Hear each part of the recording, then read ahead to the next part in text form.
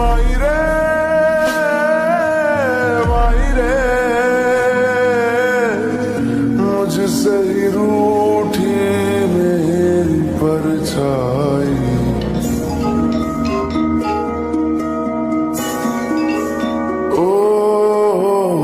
আসসালামু আলাইকুম আম্মা, কেমন আছেন? ভালো আছেন? হ্যাঁ আছি ভালো, কি করতেছেন?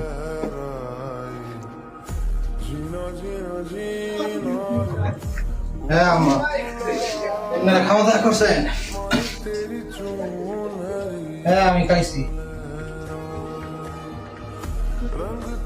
হ্যাঁ খাইছি, মুরগির মাংস দিয়া গরম ভাত খাইছি।